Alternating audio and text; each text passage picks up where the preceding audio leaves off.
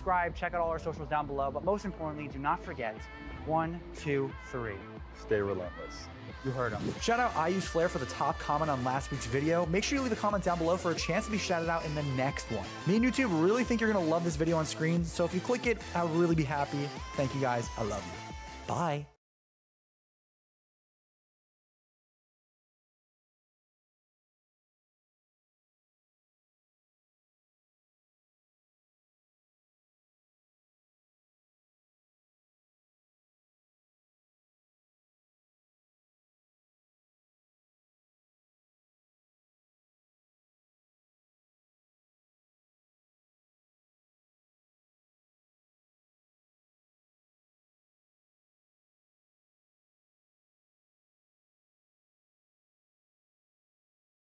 Thirty seconds until minions spawn. I choose fight. One more good fight. For the fight, I can't.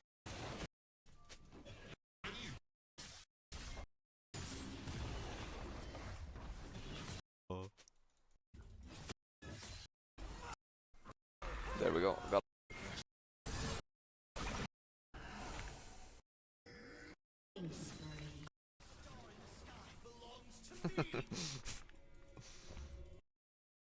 She can't outplay this. Woo-hoo-hoo-hoo! Wow! Got her. Got her. 100 to 0.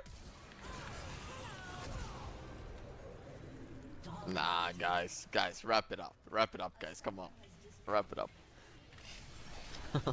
Yeah, this game is over. This game was over in draft, like, it is what it is.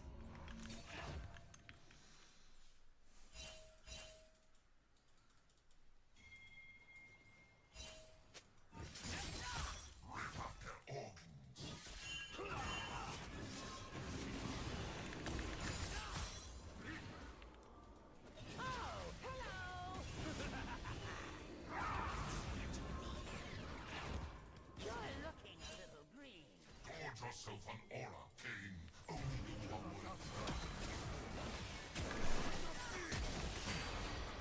way. FF. Alright, let's go. Tom versus Crowley. Oh god. How do they know? Nice. They're camping with Shogav. You're trash. Sit the fuck down. We should kill Crowley on his way back.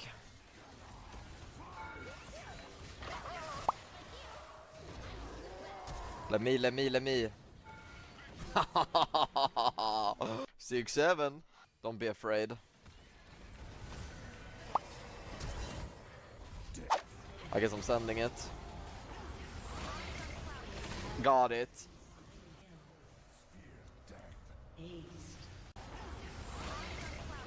Got it.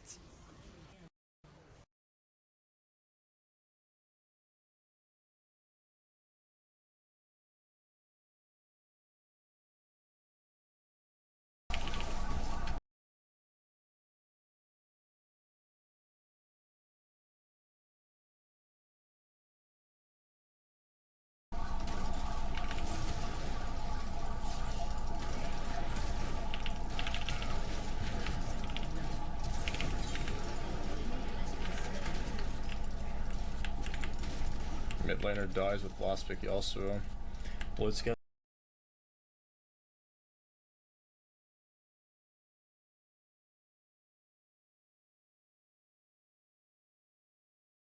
If I was what you guys are calling me, then why would the case get dropped? Why is it over with? Because it was lies and it's untrue and it was a way for someone to get out of their contract. So, yeah, I never did anything to anybody. You guys can believe what you want. It's not even worth me responding, but at the end of the day, the court documents say otherwise.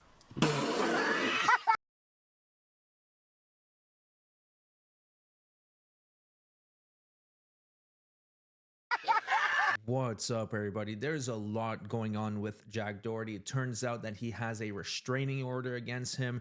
His top earners are just dropping him left and right. On top of that, it looks like the girls are organizing themselves. They're hiring lawyers to challenge the contracts that Jack Doherty convinced them to sign, which pretty much gives Jack most of their revenue. Now, this is not looking good for him. Without further ado, let's get started. All right, so the first clip I want to show you is of Jack Doherty just lining up his OF women.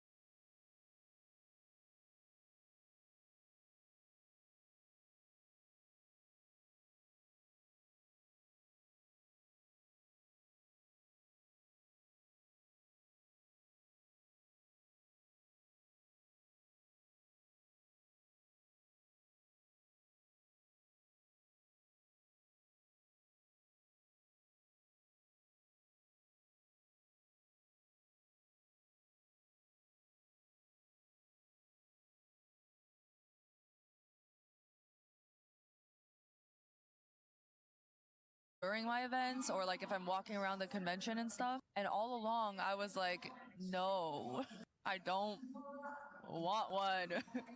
Yeah, exactly. Like it's not even for me, it's just for PR. And I'm like, I don't want one. They did the same thing to me, honestly. Whenever I went to TwitchCon, they said, we can get security for you. I said, Pluto, I can run really fast. Don't worry about it. They will not get me. They will try to get me, but I will just run away. Oh, is this that thing y'all are trying to tell me about, fam? University encourages Black and Asian candidates to apply early to become police constables before jobs opened up to others. Banned white people from hiring. The biggest bank in Europe funded £2 million to 30 Oxford scholarships, and guess what are the qualifications to make it in? Let me see what they were.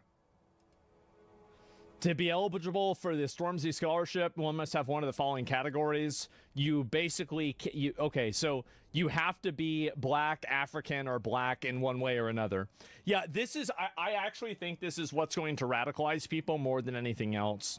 Is like this like casual normalization of advantages provided to groups of people that somebody is not a part of. I think that's what really radicalizes people faster than anything else. The biggest it's absurd. It is platform in absolutely Europe absurd. Banned white people from applying for a trainee role. Not one, but two members of the Scottish government stood up in front of Parliament and complained about how there was too many white people in and about every role and job and position, even when there's 17 times the amount of people of colour in UK Parliament today than there was in 1987. The of course. UK police force has... See, this is, I think, the reason why you see a lot of white identity politics that have happened now. It's because a lot of these racial groups have been playing identity politics games and racial identity games forever. And now you have people like, you know, Nick Fuentes fans, etc., that are like, okay, well, if you're going to play the game, we're also going to play the game. And now you have everybody that's playing the identity politics game.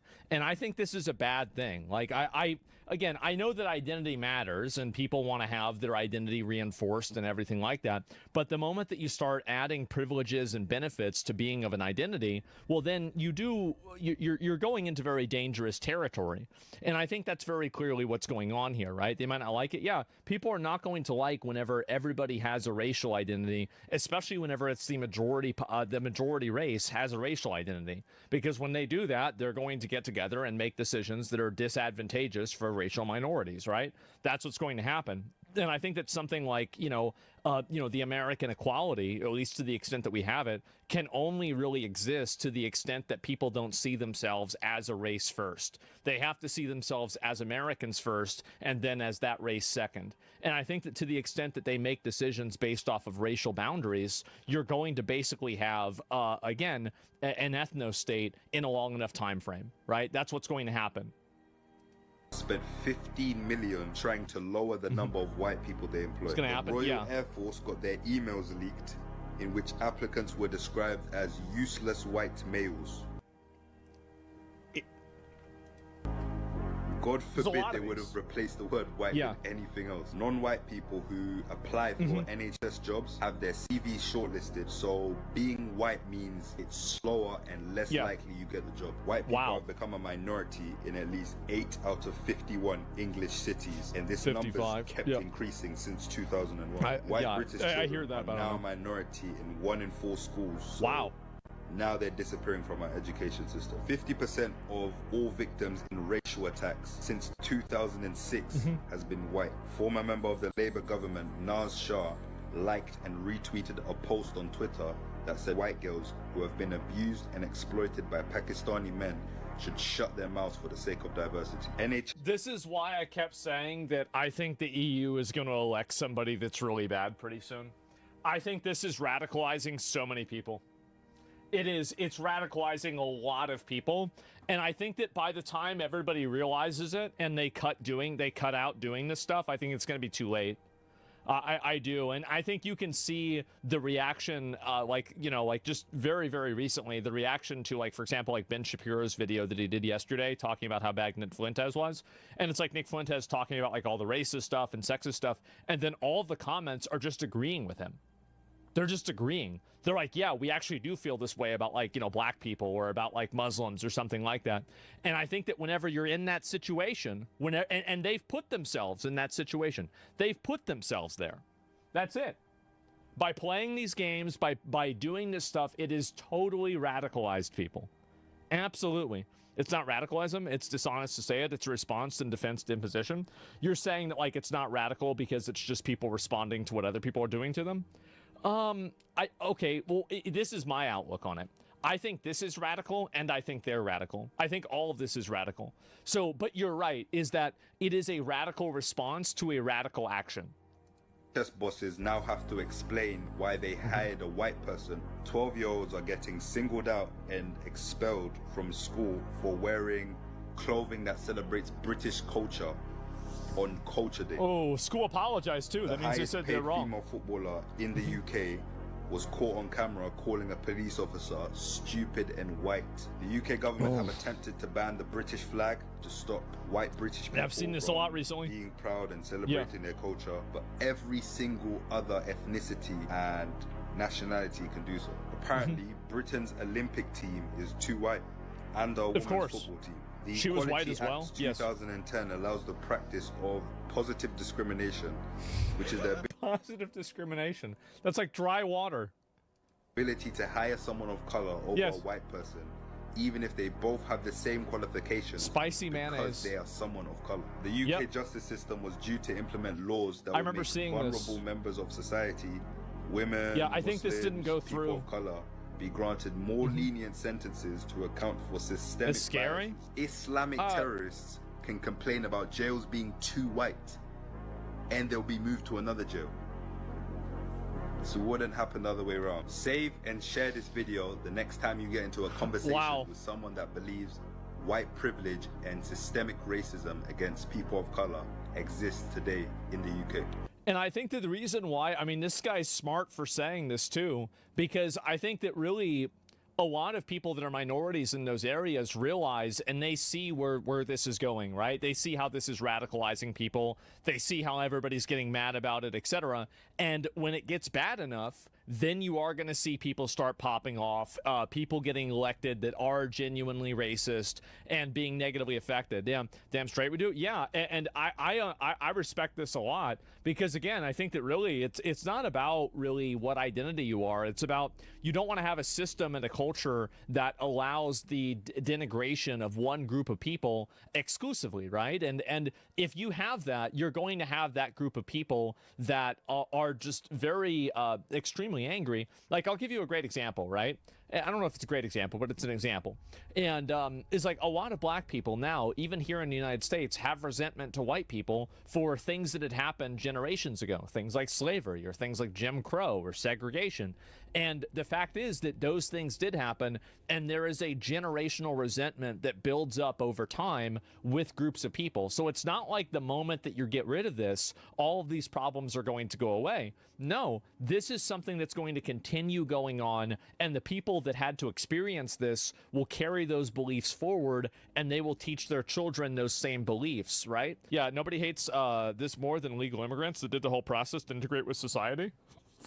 Well, yeah.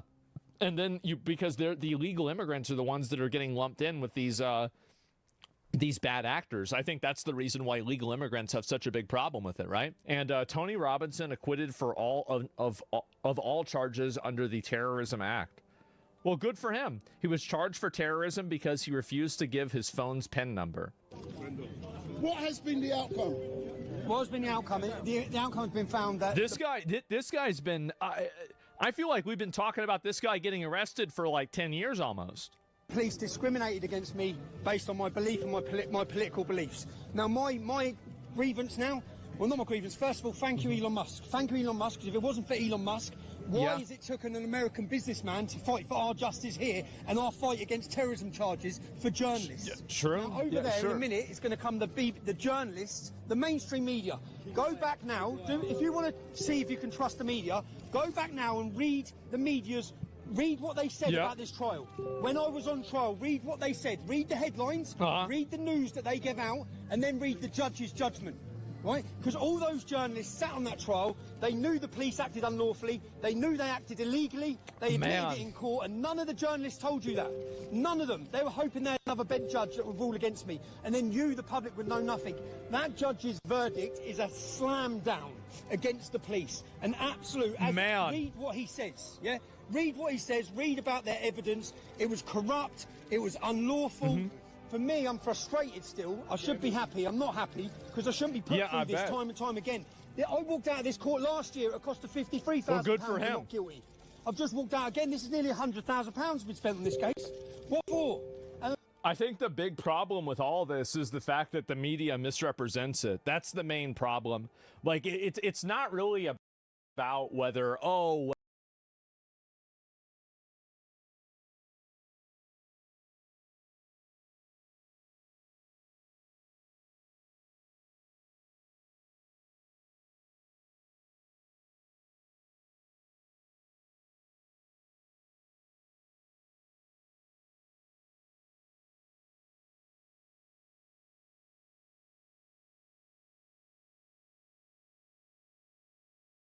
well, is this a you know, a bad thing or a good thing? Like, yeah, obviously it's bad, but like whenever you have like a media apparatus that's dedicated to misrepresenting facts and information, then I think you have a very, very big difference and you have an actual real problem. And I think that's very clearly what's been going on here, right? More than anything else. So yeah, and the notifications, yeah, I don't know. Somebody was recording this and that's what happened.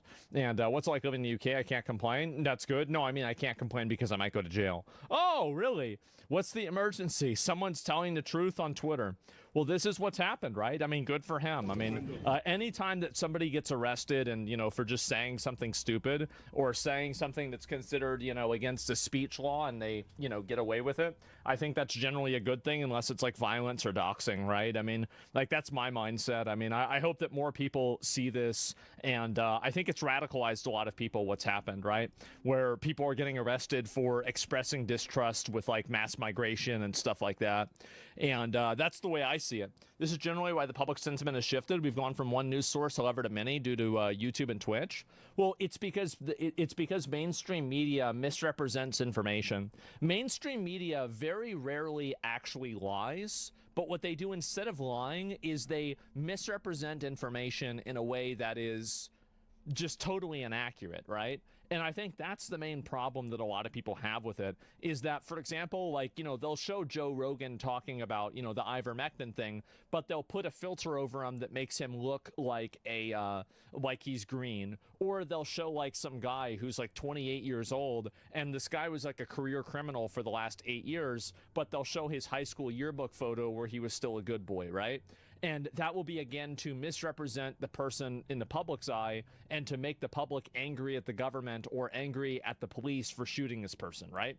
And I think that's really where a lot of the hostility and the anger comes from. I think that we all know that, like, yeah, the government's going to have bad rules, etc. But why is it that you have a media apparatus that's constantly running cover for them and actively trying to misrepresent what happens? And I think that's the main issue, is that people don't like being lied to. They don't like being misled. They don't like people telling them one thing and then doing something else. It's the framing of it that's the main issue, right? The Trayvon Martin, yeah, calling George Zimmerman, who is very clearly a Latino, Hispanic man, white also, is just a very, very, very obvious misrepresentation. And I think that like, during like the Trayvon Martin and like that's whenever it really started, I think that's the point where I think that the public started to really distrust the media on like a mass scale.